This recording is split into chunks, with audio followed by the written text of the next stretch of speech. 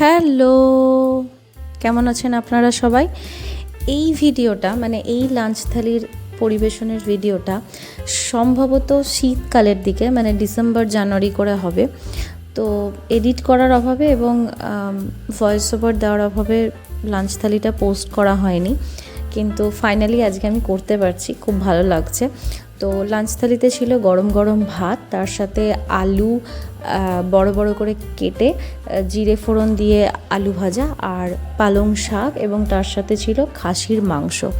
মাংসটা এত সুন্দর সেদ্ধ হয়েছিল, দেখতেই পাচ্ছেন, হাতে দিলেই মানে খুলে পড়ে যাচ্ছে। এবং এত তখন গরম ছিল, শীতকালে তো অসম্ভব ভালো লেগেছে মানে খেতে।